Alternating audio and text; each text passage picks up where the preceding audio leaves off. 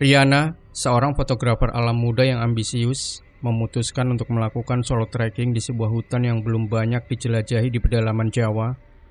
Ia mendengar desas-desus tentang keindahan alamnya yang masih perawan dan berharap bisa mendapatkan foto-foto menakjubkan untuk pamerannya. Mengabaikan peringatan penduduk desa setempat tentang penjaga hutan dan mitos-mitos angker, Riana dengan semangat memasuki rimbunnya pepohonan. Hari pertama berjalan lancar, Riana berhasil mengabadikan beberapa gambar yang indah.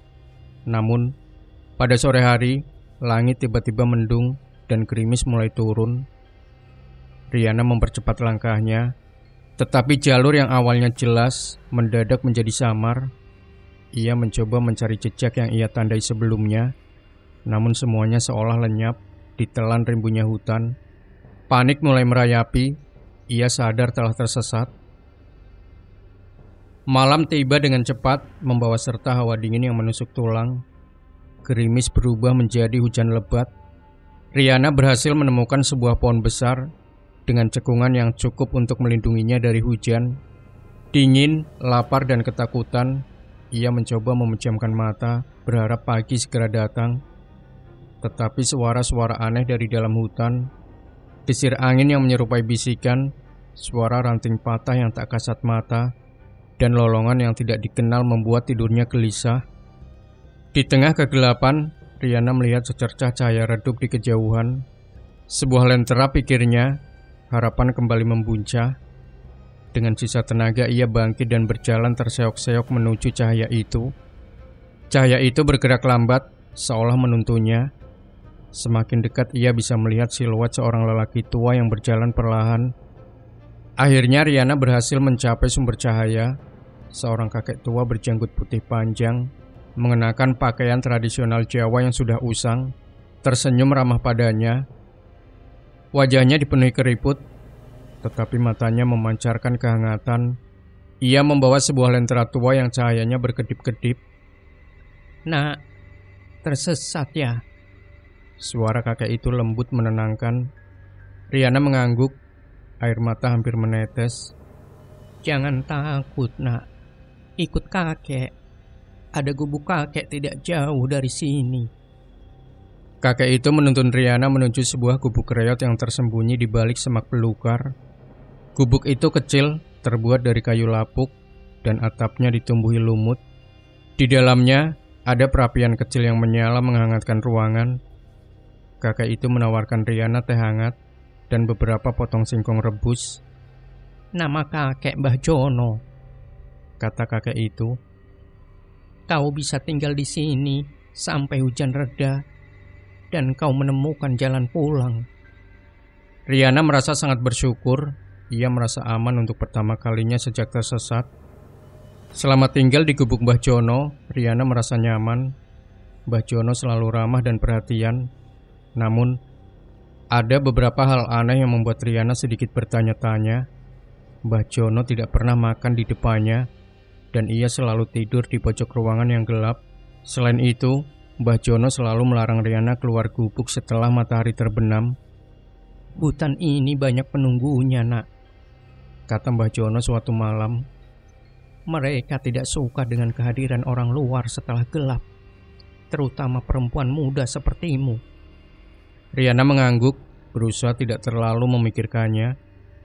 Suatu malam, Riana terbangun karena mendengar suara aneh dari luar gubuk. Suara itu seperti desisan, bercampur dengan gesekan daun kering.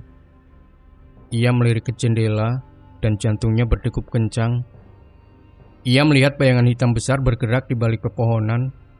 Bayangan itu sangat tinggi, lebih tinggi dari pohon-pohon di sekitarnya. Riana segera memejamkan mata, berdoa agar bayangan itu menghilang. Keesokan harinya, Riana mencoba bertanya kepada Mbah Jono tentang bayangan yang ia lihat. Mbah Jono hanya tersenyum tipis. "Itu hanya ilusi mata, nak. Hutan ini memang kadang menipu pandangan." Namun, Riana merasa ada sesuatu yang tidak jujur dari jawaban Mbah Jono. Riana juga memperhatikan bahwa Mbah Jono tidak pernah mengedipkan mata. Matanya selalu terbuka lebar, menatap lurus ke depan, dan terkadang Riana melihat kilatan aneh di mata Mbah Jono, seperti kilatan api. Riana mulai mencari petunjuk. Ia memeriksa gubuk Mbah Jono secara diam-diam. Di bawah tumpukan kain usang, ia menemukan sebuah buku tua berbahasa Jawa kuno. Ia tidak bisa membacanya, tapi ia melihat beberapa gambar di dalamnya. Gambar-gambar itu menunjukkan sosok-sosok menyeramkan dengan tanduk dan taring sedang menari di bawah pohon beringin. Riana merasa merinding. Di halaman terakhir, ia menemukan sebuah sketsa. Sketsa itu adalah peta sederhana menuju sebuah tempat yang ditandai dengan lingkaran merah. Di sebelahnya ada tulisan tangan berbunyi, "Jalan keluar." Riana sadar bahwa ia tidak bisa lagi mempercayai Mbah Jono. Ia harus melarikan diri. Ia menunggu sampai Mbah Jono tertidur pulas di pojok ruangan. Dengan hati-hati ia mengambil ranselnya, menyelinap keluar dari gubuk, dan mulai mengikuti peta yang ia temukan. Begitu Riana keluar dari gubuk, ia merasakan perbedaan drastis di hutan. Pohon-pohon tampak lebih tua, lebih menyeramkan, dan udaranya terasa lebih berat. Kabut tebal mulai menyelimuti, mengurangi jarak pandang. Suara-suara aneh kembali terdengar, kali ini lebih jelas dan lebih dekat. Riana merasa seperti ada sesuatu yang mengawasinya dari balik pepohonan. Ia mempercepat langkahnya, tetapi setiap kali ia melihat ke belakang, ia merasa ada bayangan yang mengikutinya. Riana terus berjalan mengikuti peta. Tiba-tiba ia merasakan tanah di bawah kakinya ambles. Ia jatuh ke dalam lubang yang dalam dan kakinya terkilir. Rasa sakit menusuk, tetapi ia tidak punya waktu untuk mengeluh. Ia harus keluar dari sana. Sambil mencoba memanjat, ia melihat sesuatu di dasar lubang. Sebuah tulang belulang manusia yang sudah usang tergeletak di antara daun-daun kering. Jantung Riana berdegup kencang. Lubang ini adalah jebakan. Saat Riana berusaha memanjat keluar, ia mendengar suara Mbah Jono. "Mau kemana, nak?" Suara itu tidak lagi lembut dan ramah. Kali ini suaranya terdengar berat dan menyeramkan. Riana menoleh ke atas. Di tepi lubang berdiri Mbah Jono. Wajahnya tidak lagi tersenyum, matanya merah menyala, dan taring-taring tajam mulai terlihat di antara giginya. Riana menyadari Mbah Jono bukanlah manusia. Wujud Mbah Jono perlahan berubah. Tubuhnya membesar, kulitnya menjadi bersisik, dan kukunya memanjang menjadi cakar. Rambut putihnya berubah menjadi surai hitam legam, dan tanduk-tanduk kecil tumbuh di kepalanya. Ia adalah entitas gaib penjaga hutan yang diceritakan penduduk desa. "Kau pikir bisa lari dari kakek?" Suaranya menggelegar. "Kakek menolongmu agar kau menjadi milik kakek selamanya." Riana berteriak ketakutan. Ia tahu ia harus melawan. Dengan sisa tenaganya ia mencoba melempar batu ke arah Mbah Jono. Batu itu tidak melukai Mbah Jono, tetapi berhasil membuatnya sedikit terkejut. Kesempatan itu dimanfaatkan Riana untuk memanjat keluar dari lubang. Begitu ia berhasil keluar, Mbah Jono mengaum dan menerjangnya. Riana berlari sekuat tenaga, tetapi Mbah Jono lebih cepat. Ia berhasil menangkap Riana dan mencengkram lengannya. Saat Mbah Jono hendak menerkam Riana, tiba-tiba terdengar suara teriakan keras dari kejauhan. Sebuah cahaya terang muncul dari balik pepohonan, dan beberapa orang muncul dengan obor di tangan mereka. Mereka adalah penduduk desa yang menyadari hilangnya Riana dan mencari keberadaannya. Mbah Jono menggeram marah melihat kehadiran mereka. Ia melepaskan Riana dan melesat menghilang ke dalam hutan. Penduduk desa menemukan Riana dalam keadaan syok dan terluka. Mereka segera membawanya kembali ke desa. Mereka menceritakan kisah tentang penjaga hutan yang memang sering menyamar sebagai penolong untuk menjebak orang yang tersesat. Riana merasa bersyukur bisa selamat, tetapi juga ia diliputi ketakutan.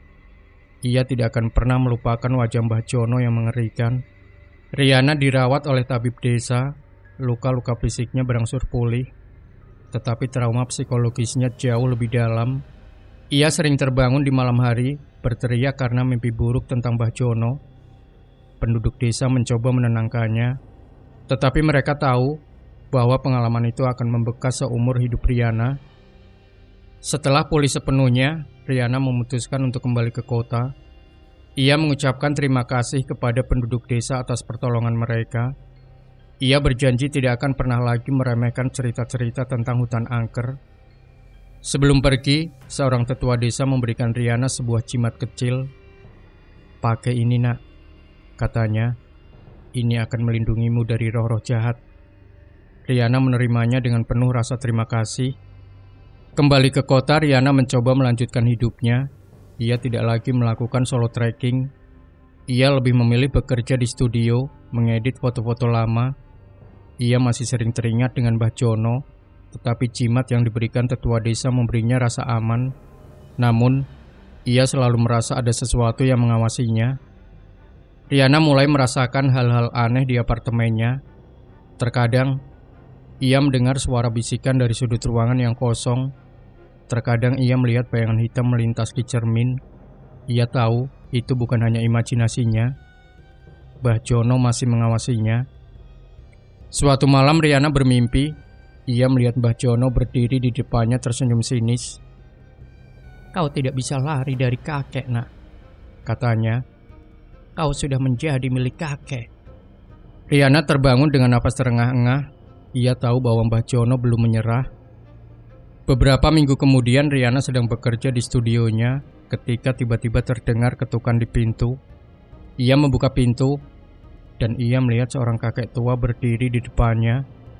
Kakek itu berjanggut putih panjang, mengenakan pakaian tradisional Jawa yang sudah usang. Wajahnya dipenuhi kerutan, tetapi matanya memancarkan kehangatan. "Nak, tersesat ya?" Suara kakek itu lembut, menenangkan. Riana menatap kakek itu dengan ketakutan. Ia tahu siapa kakek itu. Mbah Jono tidak lagi mencoba menyamar.